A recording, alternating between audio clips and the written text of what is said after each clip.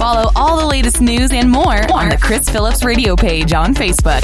Chris Phillips, now playing everywhere on Second City Radio. It's at 9:30 on the nose.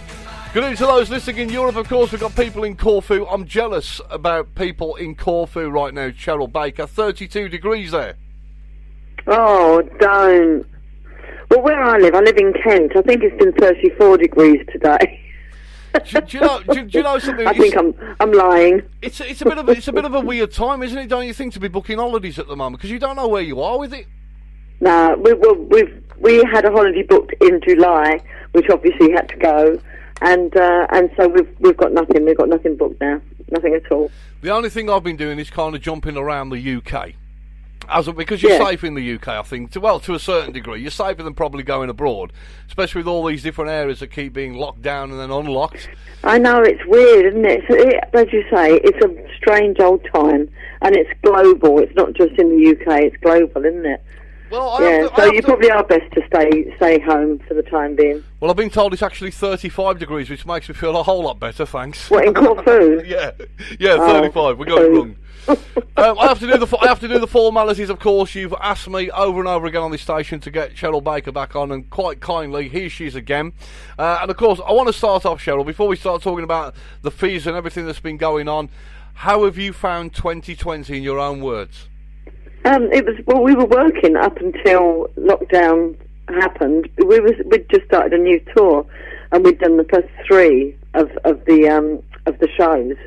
And it was called Up Close and Personal, where we were actually talking to the audience about our past, like pre-Bucks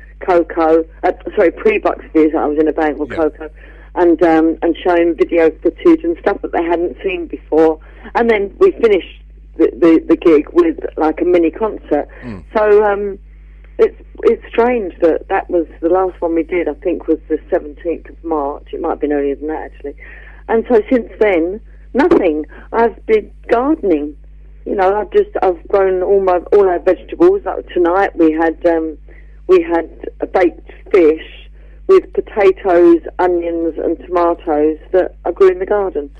So and today yesterday I was weeding all day, and today I've been planting potatoes, cabbages.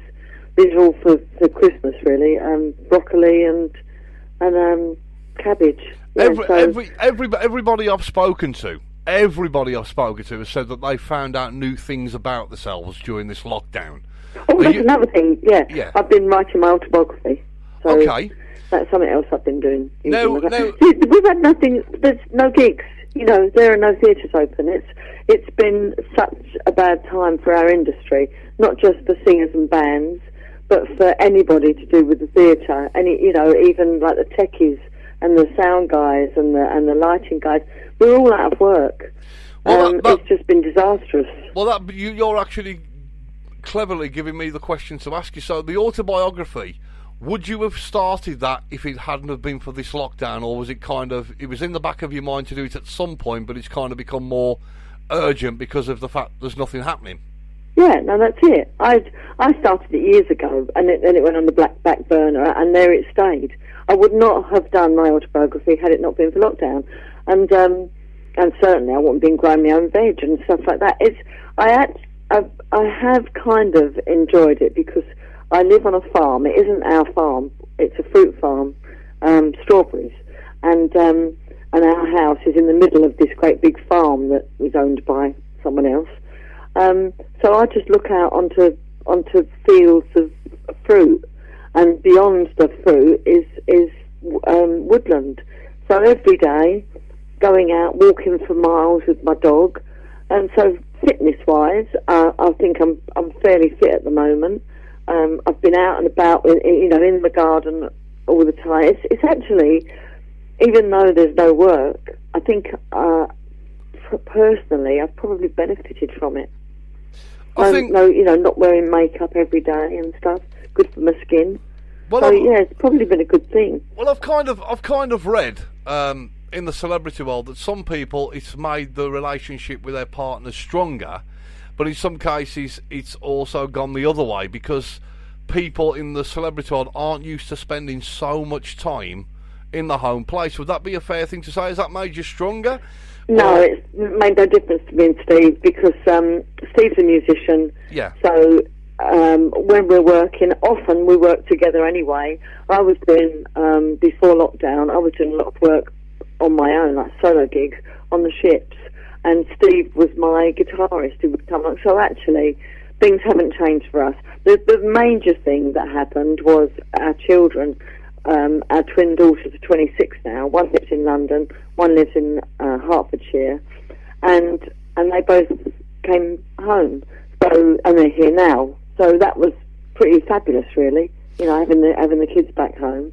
So yeah, it's not been bad for me. I mean, we're fortunate that we live, you know, on a farm as opposed to in a flat or an apartment somewhere. So with you know, if I didn't have a garden, I think I would have gone stir crazy. But especially because this summer has been astonishing, hasn't it, weather-wise? Yeah. Certainly down in Kent where I am, it's been absolutely, you know, our temperatures have been in the mid-30s. So I can't honestly say that. I mean, I've missed work, I've missed gigging, but I can honestly say, with my hand on my heart, that I don't feel that I've lost anything other than to my bank balance. I think I've gained personally just from fresh air and exercise and family life and chilling, really. But you are ready to get back to it as soon as you can. I've had a meeting today at a theatre. We're going to do a show that is probably going to be streamed.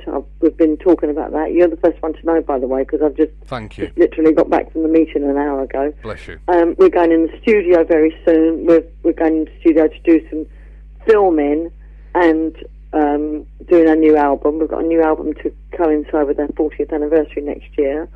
We're talking about books. This period has given us time to think about other projects other than, you know, the gigs that we're used to doing, like the festivals and the big 80s weekends, because none of those are happening because they encourage a mass crowd. So we can't do any of that stuff. So you have to put your thinking cap on and think, what else is there? So there's lots of other irons in the fire. Did you see a programme recently that went out with the Nolans that went cruising? Did you watch that I've been programme? watching it. Yeah, I haven't. I've got it. You know, I'm on catch up. So I won't tell you about it, but I could see the Fizz doing that. Well, I've been talking to someone about doing a TV special as well, or a series. Yeah. So that's another one of the irons in the fire. I'm getting all the exclusives out of you tonight, all the exclusives. There's even a bloke who's written a musical, so we need to talk to him as well. There's so many things that are possible. If they all came off, it would be, next year could be the most amazing year of our career ever. But, you know, they probably won't all come off. But we're definitely going to do a new album. We're definitely going to do this TV thing shortly that you'll hear about soon. We're definitely going to do this gig that this streaming gig. So, you know, there's lots of things that are definitely going to happen that are work and moving forward as a band, you know, with the Fizz. See, the only thing I would like to see is you back on presenting, because, you know, this is weird for me, because I'm no celebrity. I don't class myself as one or in that kind of world. I'm just a real person running a radio station from the Midlands across the UK. But I grew up with you. I grew up watching you. On the last time we had the conversation, we spoke heavily about Roy Castle, bless him, record breakers, of course, that I used to rush home to watch. And I found you amazing. You had such a great presence in front of a camera. Why aren't you doing more hosting? Because I could see you doing things like This Morning or something similar, maybe for the BBC in the morning, like a lifestyle programme, because it seems to me you've got a lot of knowledge about a lot of things that you've picked up over the years. Yeah, I mean, definitely TV is ageist where women are concerned. I mean, when you look at, I don't know, newsreaders say, you get a lot of old boys reading the news, but you never get an older woman. They're all young women. And TV presenters, they're all sort of young, gorgeous. I don't know. I do think it's ageist, I definitely do. But also, I've been off of the presenting scene for so long now, I don't think people think of me anymore. Oh, I think you're completely wrong there. I've got to be honest. No, I think you're completely wrong there. I've got to be honest. Well, if I was wrong, I'd be on TV. Well, no, because it's kind of, you've got me into something now, because it's the same. If you remember radio the way it was, I know you listen to somebody I adore, Mike Reed, over on United DJs, and I had Mike. Yeah, he's such a great radio presenter. Yeah, and I had Mike Reed on the show here. You know, he's one of my heroes, of course. But the thing is with me, I can only talk about me because I can't talk about TV execs and all that. With me, there's no ageism here. There's no kind of... We're bringing radio back to the way it was when Mike Reed was on Radio 1 back in the day, and Peter Powell, if you remember all these people, and Phillips Schofield. I mean, in my opinion, I know it was our era, but I think they were the glory days of radio. I really do, and now I don't anymore. It seems that almost all radio stations have their set playlist that is given to them. You don't have the DJs working at their art anymore. You don't have, like when I listen to Mike Reed. Yes, he does his homework and he gives you information. Like Tony Blackburn does as well. Yes. Gives you information and does quizzes and things. You know, it's not. I'm fed up with listening to Ain't Nobody and Gold, and they just play the same songs over and over again. Great songs, but for goodness sake, it's called corporate radio, corporate, which means there's a guy in an office sitting there with a suit on deciding what the presenters can do. We don't do that on here. This is kind of, I bring people onto this station. We've got Sam Kane, who you know, the lovely Sam. We've got Mike Holloway, of course. You'll remember Mike Holloway. Yeah, I know Mike well. These people, Mike Holloway does a Sunday night show on this programme from 8 to 11, and as the boss of the station, I can tell you, I have absolutely nothing to do with what he plays, what he says, or what he does, and it works. Well, that's how it used to be, and that's how it should be. Yeah. Because I've learnt the craft from you guys. I've watched over the years. I've watched what works.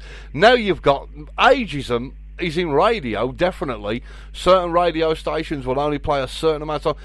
I mean, come on, be honest, Cheryl. Back in the day, Radio 1, of course, the Radio 1 Roadshow, you remember all of that.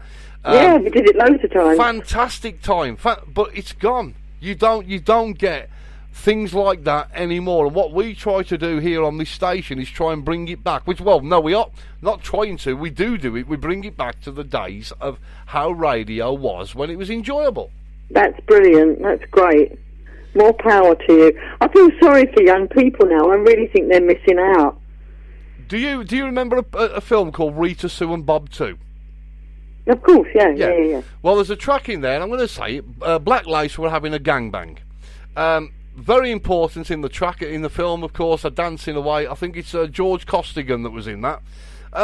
We play that, Rabbit, Chaz and Dave, we play all that on this station. I loved Chaz and Dave. I loved them. I was gutted when Chaz died. Well, there's no playlist. I mean, their first album, my brother lived in Australia, and I sent the album to him because I thought, because we come from East London, and you know, Chaz and Dave had that kind of Cockney accent and everything. And I sent that album over to Colin, my brother, and he loved it. I thought they were amazing, really great. Radio can still be fantastic, and maybe maybe that should be something that I need to talk to you about, bringing you onto here along with Mike and Sam. And there's no playlist on here. You can kind of do what you want to do. I mean, within reason. I mean, you can't but I don't get involved with I trust the guys that are on here to do their shows. Yeah. Well, that's great. That's great that you've got enough confidence in them, and so you should. But you won't find. I mean, if you go on to any of the global stations, you won't find Bucks Fizz on any of them, or certainly not the Fizz. You know, they don't play any of our stuff. You just get the same old. I have to tell you, because people ask me this all the time. Well, because we've got presenters all across the country. Well, where's the studios? Your studio, Cheryl, is at home. Yeah. You don't leave the house. It's all done from home. It's great. Yeah. I think that's how they do it on United DJs as well. I think because they have DJs all over the world, don't they? They have a show from a bloke who lives in California and stuff like that. I think that's the way forward. It really is. Well, you're still using traditional methods of presenting, and doing your show, but you're using today's technology. It's great. It's perfect. Why do you think that certain people? Because we're going to talk about Bucks Fizz / the Fizz in just a minute. Why do you think you are so popular? I'll tell you why you're so popular. From our listeners' point of view, people follow the stars all the way through. How do I know this? Of course, because when Mike Holloway started on the station, the longest-serving Joseph in this country, it was the first way, and I told you this off air, it was the first way that his fans, after all those years, because of course he's done Flintlock, Minder, you know the score, they were all able immediately to interact with their star via a chat room on a radio programme. Yeah, so could you imagine doing your radio programme, having all these people that have followed you, whether it was Record Breakers, whether it was Bucks Fizz, or any other programme that you've done, can instantly talk to you while you're doing a programme? That is the power now of radio. Yeah, exactly. You hit the nail on the head. Exactly that. So you go back to the days of Bucks Fizz, of course, and Eurovision Song Contest winners, and we spoke about this last time. Why do you think we are doing so badly now? I mean, obviously there was a situation this year with COVID, but we haven't seemed to hit the jackpot at all for quite a long time. I think, if memory serves me, Katrina and the Waves were the last ones. Yeah, 1997. Well, what's going on? I'll be honest with you. I don't really think we've had a song that was good enough to win.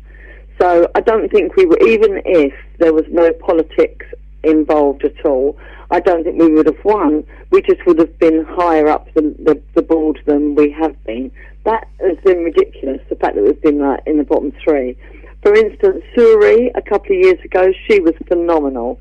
And the fact that that guy jumped up on the stage and snatched her microphone out of her hand, and yet she still managed to carry on. I thought to myself then that, wow, she was fantastic. She sang brilliantly. And I thought, we're going to get sympathy votes here, so at least we're going to be on the left-hand side of the board. We still didn't. We still ended up somewhere near the bottom. So I don't think the rest of Europe likes us. I don't think Brexit did us any favours whatsoever. No, I agree. Whether you agree with it or not, whether you were a Brexiteer or not, I certainly think that it affected the Eurovision. But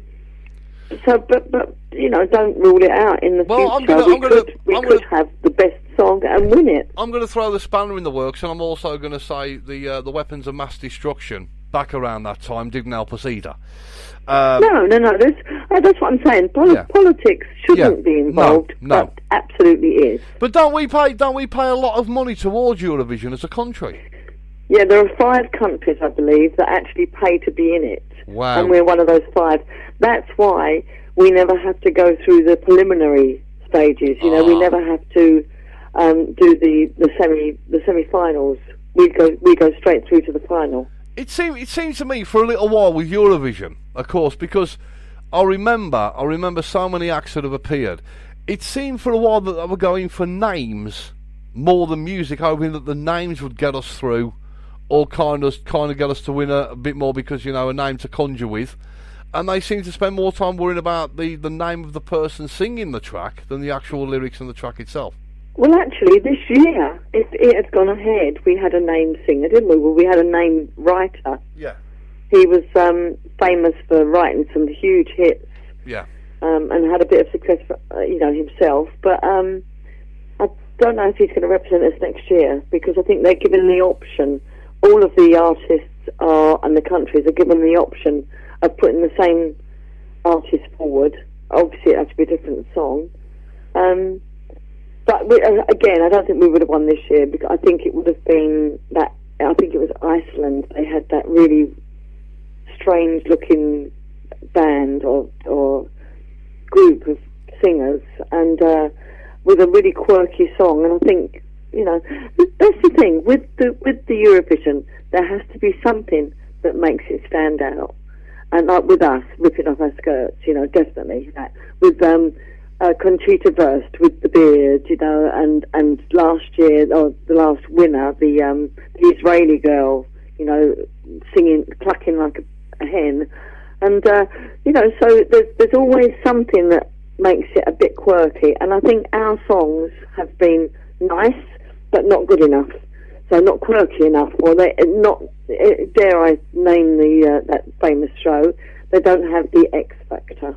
If you had the opportunity with the Fizz and you were invited to go back, represent our country again, would you do it? Absolutely not.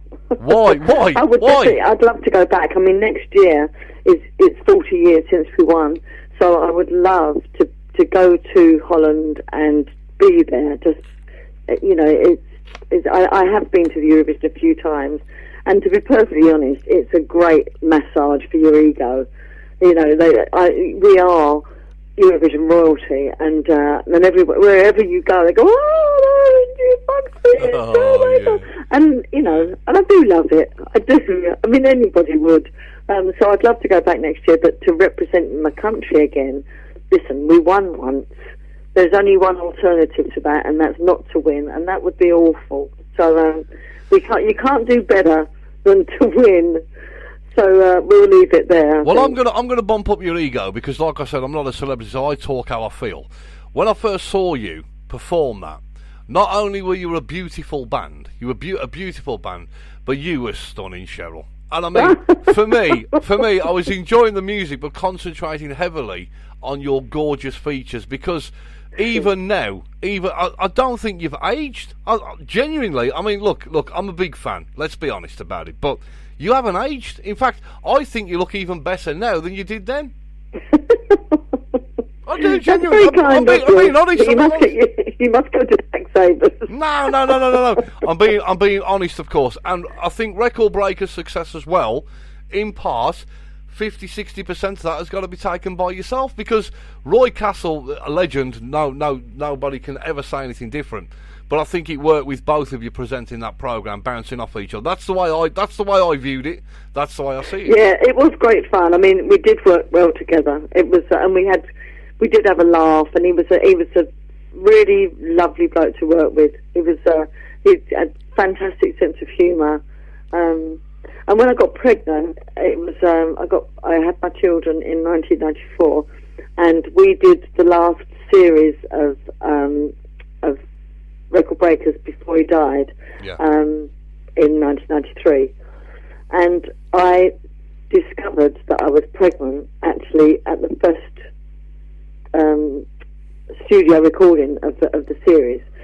And my manager came to see me, and I said to her, "You better bring some pregnancy tests, Jill." And she brought them, and in my dressing room I tested myself, and I went, and I was pregnant. And so Roy was the first one who found out. And then scroll forward 9 months, and I had my children, and one of them was very poorly when she was born. But Roy came to see us, and it was just before he died of cancer of the lungs, and so he had no hair. He was very bloated because of the chemotherapy, and he came to see us and came to see my baby girl who was poorly, and I thought then, this bloke, what a guy, who, he could have just said, you know what, I don't feel well enough, I can't do it, I'll send her a card, I'll send her some flowers, but he came to the hospital to see that we were okay, and that was the last time I ever saw him. So I've got fantastic memories of Roy Castle. He was an amazing man, and I feel proud and privileged to have worked with him for all those years. Well, you put many a smile on my face back in the day, but I'm still not going to reveal my age. I've got to mention, because we've been having this conversation about radio, so one or two people have piped up. Like our very own late night presenter, Andy Bruce, of course, is on a Monday night, says Radio 1 won't play Boy George anymore, which is why all his interviews are now on Radio 2. And Radio 1 really, back in the day, Cheryl, was the place to go. Yeah, it absolutely was. I mean, to get on the Radio 1 playlist was such a big deal. And also, like, to be offered Top of the Pops, we had a clause in all of our contracts, wherever we were working around the world, that if we were offered Top of the Pops, the contract was null and void. We could fly home or get home somehow to be able to be available for Top of the Pops. There were things, and like you say, the Radio 1 playlist, there were things that were so important to the success of the single, which inevitably meant the success of the band, So they were. It's so different now. I mean, you just can't compare. I mean, some parts. Of course, I'll be careful how I word these, but some parts of my childhood has been ripped apart because of certain individuals and activities and things that have gone on. I'm not angry about these things. I'm disappointed. You mentioned Top of the Pops. It's a Knockout, other programmes where people have been connected to all sorts of skullduggery. Does it disappoint you slightly? Ever so much. Going on? And there's a lot of people that we have met that have been convicted of, of decent, indecent stuff. Yeah. Who have, we've done their shows and everything, and we've been involved with them on a show, and I've never seen or suspected anything. Yeah. Anything. I mean, we regularly did Jim Will Fix It. We were on there several times. Yes. Never, ever did I suspect anything.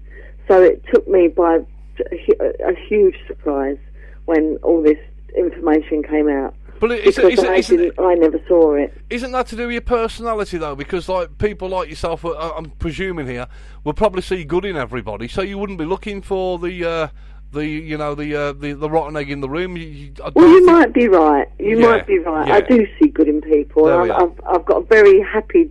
There we are. What's the word? Demeanour. I'm a very happy person, and in fact, in the morning, my husband tells me to cheer down rather than cheer up. Yeah, but I find what's important. What you said there is, I remember watching the fantastic Piers Morgan's life stories. He had Johnny Rotten on. And apparently Johnny Rotten alerted the BBC to this back in 1974, and for his trouble, he was banned from any BBC programmes for another 15 years after. That's right. Yes, that's right. So sometimes I never liked him. Well, yeah. I mean, I'm not a big. But what I'm saying to you is that if they had a listen, I'm blocked on Twitter by Piers Morgan. I feel quite proud of that. Well, yeah. I mean, see, that's you're getting me started again. Twitter. I do most of my stuff on direct message on Twitter. I DM you on Twitter. I don't really put anything on the timeline because people jump in. But I find if you put something negative to somebody or you have a say about something to somebody, you get blocked. So I did with Piers. I watched him he was interviewing someone and he would not let them answer. You know when someone just keeps interrupting and they're trying to answer and they can't. And so this person, it was a woman, she sniggered, like as if to say, well, I give up, what's the point of this? This is not an interview, And he said, oh, you think it's a laughing matter, do you? And I thought, no, she doesn't, obviously. You're just not giving her a chance to answer. And so I tweeted, something, it wasn't derogatory, it wasn't rude. I just thought that, it would have been a better interview if he'd have given her a chance to respond. And he blocked me. Wow. And I wear that badge with pride, let me tell you. see, it's kind of, I think he brings people to account, but sometimes he just doesn't allow people to have their say. It's kind of, you might as well call it Piers Morgan's life stories on Piers Morgan. Then he could just talk about himself for an hour, couldn't he? I actually like life stories. I do enjoy that. Well, I have to say, there's so many people that are fans of yours, of course, and have followed your career. If you had the opportunity, this I didn't get a chance to ask you this last time you come on. If you could steal a record from the past that you could perform yourself, what would it be? Can't be one of your own. Got to be something else. What would you pick? Joni Mitchell. Joni Mitchell, definitely. Why? Big Yellow Taxi or Carrie or any of her stuff. They were her big singles, really. But any of her album tracks, I adored her. And I used to stand in front of a mirror holding a hairbrush, like most girls and boys who want to be singers, stand in front of a mirror with my hairbrush and sing Joni Mitchell songs when I was young. Now, the only reason I'm being honest again, I'm always honest, Joni Mitchell, that name came to me after watching the film Love Actually. Alan Rickman. What song is used in Love Actually then? No. It's a piece in it where Alan Rickman passes Emma Thompson, his wife in the film, a Christmas present, Joni Mitchell album. That's right, yeah. And that's where I got the name from. Then I went and Googled Joni Mitchell and then downloaded some of the tracks and got some of the tracks from Joni Mitchell for that reason, because I didn't know who Joni Mitchell was. I'm being honest. But I adore her. I'm a huge fan, especially her early stuff. When she was very young, Blue and Court and Spark. I mean, they're amazing. Such clever writing. She's an amazing writer. Her lyrics are so perfect. It's great. What do you think has happened? I've got to get your question on this because everybody anchors on your words. What do you think's happened to the X Factor winners that have won all these competitions that have seemed to have disappeared? Was the writing on the wall from day one? Yeah, I don't know. That's a title of an album, a Bucks' album, The Writing on the Wall. I don't know. And the same with Britain's Got Talent. I don't know what happens to them. I think I heard recently that there's a boy band being put together with an X Factor winner. But I don't know. I love watching those programs. I love The Voice. I mean, The Voice probably is the one that least has happened with the winners from The Voice. Yeah. But I really like watching it. But of course, this year, none of those shows have happened, have they? Well, I think it's because people like yourself, and people around the time of the 70s, 80s, 90s that have gone out and worked your trade, probably done all the working men's clubs, some places you probably never want to visit ever again. You've gone out with sweat and tears and done it. Whereas other people, really, it's instant fame, isn't it? They come in. I mean, a good story, and I wanted to bring this up tonight. If you remember a chap on the X Factor called Wagner, do you remember him? Yeah, of course, yeah. How terrible is... I mean, this is where you stand the test of time. It all comes back to people that are remembered and loved and cared about. 14.5 million people voting for him on a Saturday night. Now he's on unemployment benefit for whatever reason, and he's out of shot, gone. No one's interested. Really? Yeah.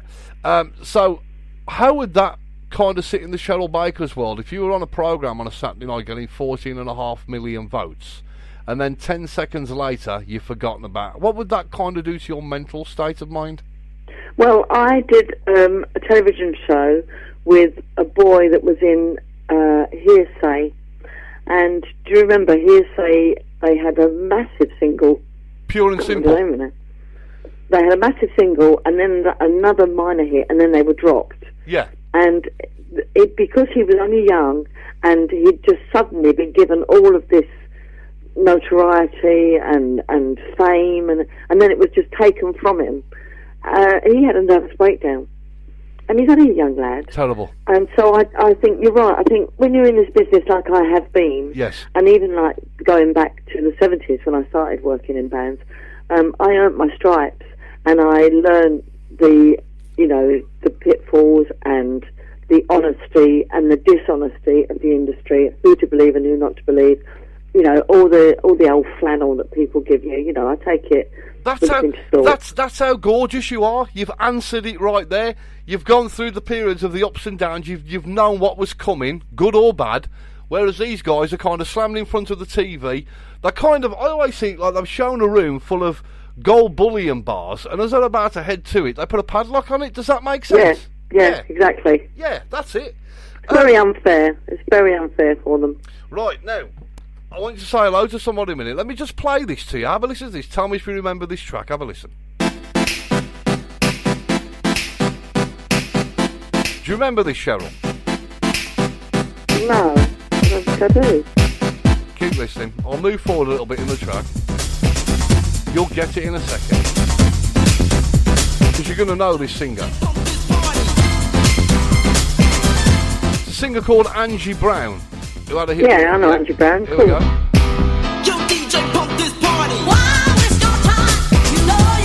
Well, that's Angie Brown, and the reason I mentioned Lovely Angie is because she's also a presenter on this station, and she's in the chat room, and I'd like you to say hello to her because she'd be made over.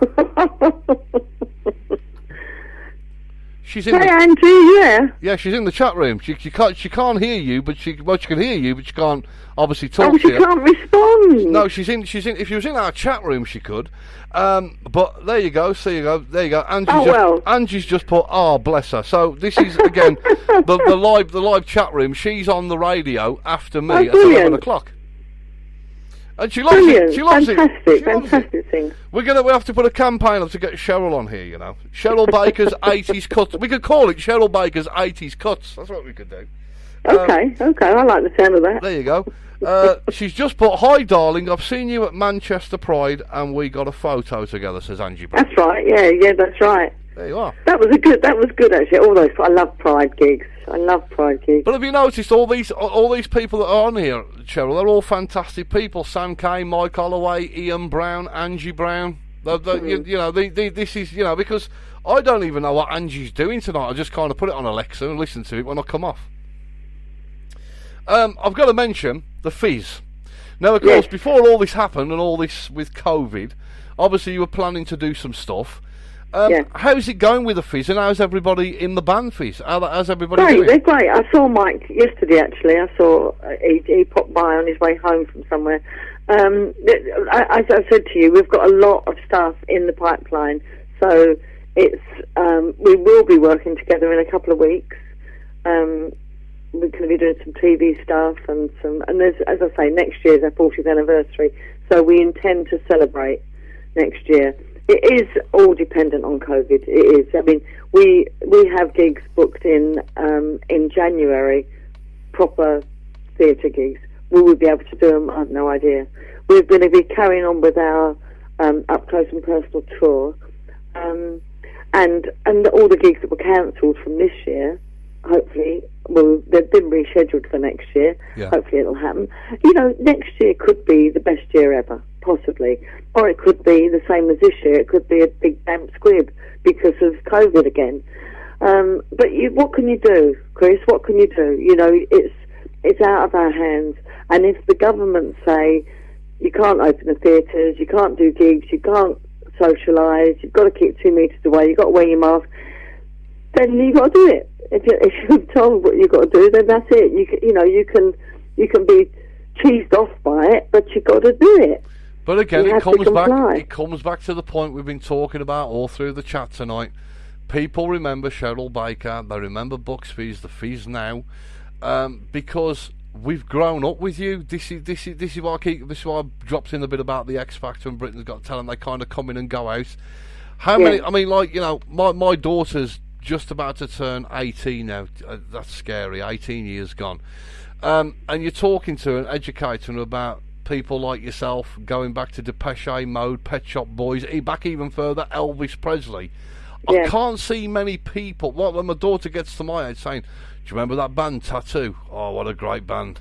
What? I know. And that's where there's kind of been a break in the norm, where we all grow up and remember our childhood.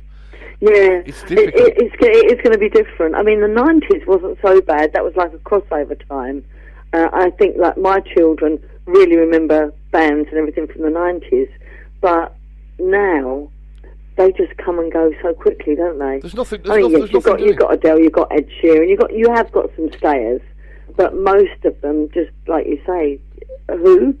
You just don't remember. They come and go so quickly. As a radio presenter, I can honestly tell you, I don't even know what's in the top 40. I couldn't tell you. We don't play that kind of stuff on the station. We play a varied mix of country, soul, reggae, Motown, 70s. But there's whole show. Yeah, exactly. Yeah, it's right up my street. That is. Yeah. So Mandy on a Wednesday just does complete 70s. That's all she does. Mike Holloway kind of. Okay, going back to your Record Breaker days and Tiz Was and Saturday Superstore, Mike Holloway does a variety show on the radio that you can only ever know from the radio. He does all these features, all these things on a Sunday night. It's like watch it as a mixture of Record Breakers, Swap Shop, Tiz Was, all in one with music bounced around it. Plus, he plays his own music on there, his own tracks. Yeah, brilliant. And then, of course, you go to the other end of the spectrum, where we've got a guy called, what a name for radio, Reckless Ryan, who does like all the up-to-date stuff, and he gets bands from America wanting their tracks played on the radio. And then you got the lovely Sam Kane on a Sunday morning, who does 60s for the first hour, and he does competitions and all that stuff. And fabulous. That isn't that what radio's all about? But it's what radio should be about. Yes, absolutely, and everyone should do the same sort of thing. But they don't. Unfortunately, it's like the big, the monsters have taken over all of the regionals and everything, and it's just one big playlist now. I run this radio station on a shoestring, Cheryl. On a shoestring. There's no corporate money here. There's no loads of cash, and because another thing that we don't really like is a lot of commercials, so we don't have them because it's boring. You know, two tracks, 5 million commercials, and another 2 tracks, and on we go. I've got to mention, of course, I've had a lovely email while you've been on this. Can you say hello to Felicity, who's listening to you in Manchester? Hi, Felicity in Manchester. Hope you're well. Do you remember the Paul O'Grady show? If so, if the answer is yes, would you consider doing a show similar to that, maybe for Channel 4? Yeah, absolutely. I love Paul O'Grady. I adore Paul O'Grady. And listen, I would bend over backwards. Do you know what? I was offered Loose Women when it first started. Really? And I thought to myself, this is like going back hundreds of years now, isn't it? Well, is it 20 years, 10 years? I don't know. Yeah, about 10 years. So they offered it to me, and I thought, who's going to watch telly in the afternoon? A bunch of women talking. I turned it down. No, look. What an idiot. I chew my own arms off now to do it. see, the weird thing is I've got people now saying, well, we remember Record Breakers at the same time as Grange Hill, of course. Record Breakers, and now I'm getting people messaging me saying, Cheryl, I'm not going to bore Cheryl with all this, but Super Gran, do you remember Super Gran? That was on around and people forget things like Rent a Ghost, Number 73. Yeah, I loved Rent a Ghost. I mean, no, we're going back. But the point I'm making is people still remember you today, and this is where you kind of need to get your head around that. People adore you, you know? Oh, well, it's nice to be, in people's memories, and thankfully they do come and watch us at gigs, and I do. I mean, sometimes I get a chant of Cheryl, which is another nice little boost for your ego. I've just seen in my mind a picture of you and Mr. Nolan together, cheek to cheek, presenting a show on here. We're gonna have to do this, Cheryl. We're gonna have to get you to do a live show on here. Call it the feast, call it Cheryl's 80s archive. We'll have to do something because people are going ballistic now, saying you've got to make it happen, Chris. You've got to make. Well, as the boss of the station, I can make it happen.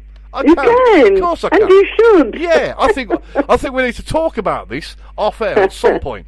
Right, now there's one or two people, before we talk about, what's going to happen, you kind of give us a taste of what might be happening next year. There's one or two people, if I don't get you to say hello to them, they will never speak to me again. Because these are the creme de la creme of the Cheryl Baker fan club. So I've got to do it. Do you mind doing a few shout-outs for me? No, of course not, no. Right, we'll start off then. I'd like you to say hello to the lovely Marie Meller. Marie Meller? That's the one. Hey, Marie. Good to hear from you. And somebody who's a big fan, I know he's a big fan. Had some troubled times this week. Lost somebody in his life. Andy Bruce. Hi, Andy. I'm so sorry for your loss. Sending big hugs to you. Now we're heading over to the island of Corfu. For you to say where it's 35 degrees. Yeah, which we don't want to talk about. Maxine and Ray are in Corfu. Hi, Maxine and Ray. I'm not envious of you at all, she lied.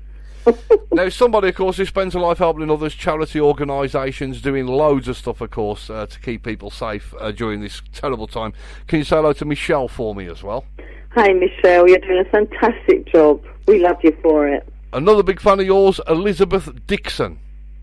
Elizabeth Dixon. Do we call you Elizabeth or Liz or blimey, they used to call her Betty, didn't they, back in the day? But anyway, Elizabeth, nice to hear from you. Only if you was Frank Spencer. Betty.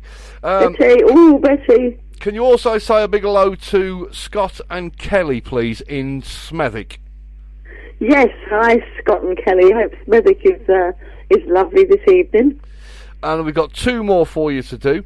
Can you say hello to Sue Trainer for me, please? Sue Claimer or Trainer? Anyway, Trainer. Sue, good to hear from you. Sending lots of love. And, of course, she'll be over the moon again because, she deserves it because she's a lovely girl. Angie Brown again enjoying you tonight. And sending big hugs to you. Lovely. She comes on. I hope to see you again. Maybe another Pride. She comes on 11 o'clock tonight and she just plays, she plays all the dance classics from, the 80s and 90s. Brilliant. And literally just blows it out the park. Literally. I've never known somebody more... Well, I know you're jolly, but she's jolly with an X on the end, you know? She's she's there all the time, you know? Yeah. I've got to say to you, the future at the moment, we can't plan anything. If there's anything you could squeeze in this year, either for yourself or the Fizz, what would you like to do? Maybe Christmas time. Would you like to do a special Christmas show? I mean, what? Yeah, because usually at Christmas, Mike likes to do a pantomime, but his panto has been cancelled. So we are free. We have these few things that I've told you about. Yeah. You know, there is going to be a streaming gig, and we're going into the studio, but it would be amazing. We'd love to do a Christmas. We released a Christmas album a couple of Christmases ago, so it'd be great to do a gig around Christmas and to sing. Maybe we'll organise that, and online. It has to be online, or perhaps we can do it in a theatre where they can be socially distanced. But I'd love to do a Christmas gig, because Christmas, my mum and dad got married on Christmas Day, so Christmas is really much more special to me than just being Christmas. Do you know what I've found? I've got to mention this because it's just popped into the top of my head. You know, some of the people that sing, some of the celebrities that sing, some of those that go out and pack out places on a Friday, Saturday, they've come up with something really novel. And I have to applaud them.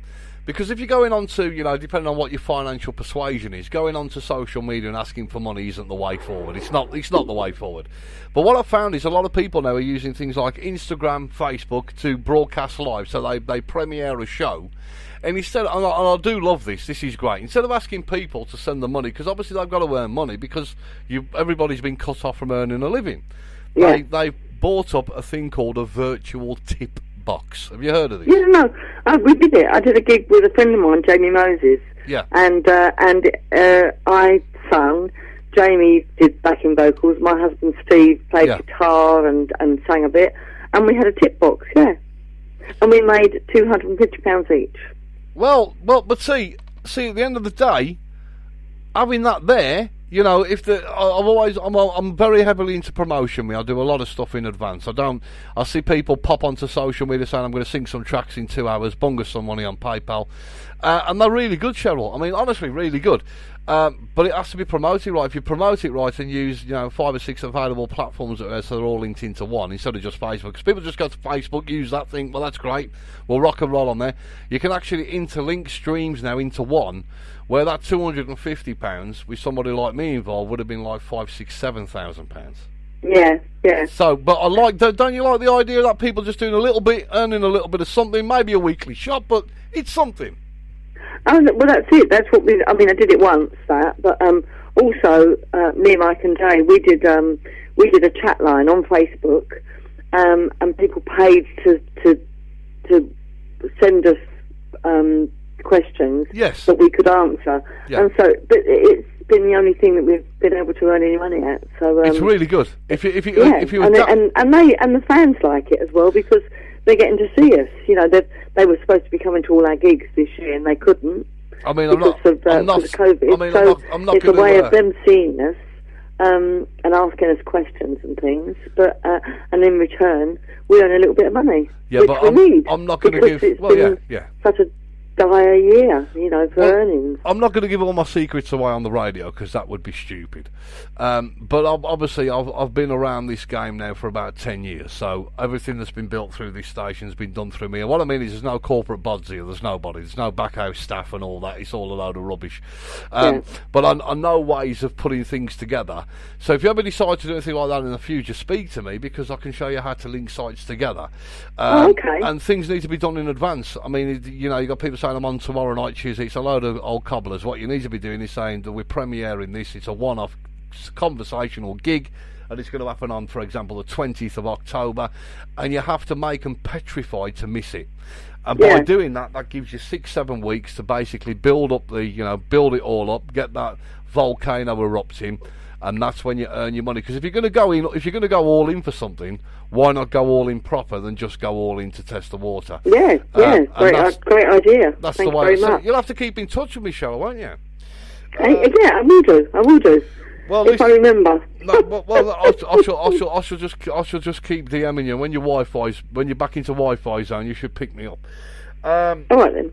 I have to say, it's been amazing having you on the show tonight. I mean, we've had a good little chat tonight and a little bit of a giggle. We have had a good old chat. We talked about a lot of things, a lot of issues, So it's been good. Do you know how long we've been talking for? Don't know. 50 minutes. Blimey. Would you get that on any other radio station? No, you would not. No. You might get 5 if you're lucky. And this is why when I get all the feedback from this interview tonight and tomorrow, people will say the same thing. What a lovely girl Cheryl is. Oh, and because we've had a chat, I've got nothing honestly in my studio. I've got nothing written down about you. Why? Because it's real. I know you as an individual. I've followed your career. I've watched your programs. Why do I need a bunch of questions? Yeah. Well, that's great. That's lovely. I've enjoyed it. Now we're going to play out in a minute with Buxby's The Land of Make Believe. Okay. Why did you record this track? Well, we had no choice in what we were recording. We were puppets in those days. We were, and I tell you what, we were on tour when we recorded Land of Make Believe, and I believe that we were up north, possibly even as far north as Scotland, and we were coming down, flying down to do our vocals and flying back up again for the gig that night. It was a crazy time. And Mike Nolan flew down to do his vocal one day, and he went into the studio, and Andy Hill, who wrote Making Your Mind Up and Land of Make Believe and Camera and all those, he went in, and Andy said, what do you think of this song? And Mike went, I don't like it. And Andy said, well, it's going to be your next single. And Mike said, well, that's it. That's the end of the band. That won't be a hit, and then we'll be dropped by the record label. And so the moral of this story is never listen to Mike Nolan. Well, listen, if you can stay there for me for a second for a quick word off air. The nation on Second City Radio, wherever they're listening, will have adored you tonight, as always, and I'm hoping that you'll come back again and maybe do a show with us. That would be lovely. I'd love to. Ladies and gentlemen, the gorgeous, delectable, brilliant, beautiful star of our show on a Friday night, Cheryl Baker, thanks for being on the show. Thank you. It's been a great pleasure, Chris. Welcome to the home of SecondCityRadio.net. Do you have an Alexa device? If the answer is yes, then why not just ask Alexa to play Second City Radio on TuneIn Radio? Sit back and listen to the station as radio is intended. If you have a Google Assistant, then why not join us here at Second City Radio? Just say, hey Google, play Second City Radio on TuneIn. You can also download the TuneIn Radio app on Android and iOS and just search Second City Radio. We are also pleased to broadcast on Radio Online, also available in the App Store and Google Play Store. And you can also listen to us live on the MyTuner Radio app. Again, just search Second City Radio. Haven't got time to listen live? No problem. Why not join millions of other people and download the Google Podcast app? And again, search Second City Radio for a good mix of all the latest catch-up shows from your #1 award-winning radio station. Got Spotify? Not a problem. You can also get all our catch-up shows and you can download them to play them offline when you're out and about on Spotify. We also have a selection of our shows now on the Castbox app for iOS and Android. And why not check out Deezer too for all the very latest shows from Second City Radio. And of course, we welcome iHeartRadio to our family. Just download the iHeartRadio app or go online and just search Second City Radio. Sitting at your desktop? No problem. Get all the latest news and latest information on the Second City Radio website, secondcityradio.net. And you can also listen from the player browser on the website. Second City Radio, all over the world and all over the place, bringing you the very best in music with the very best presenters on your award-winning radio station, Second City Radio. Welcome to the family.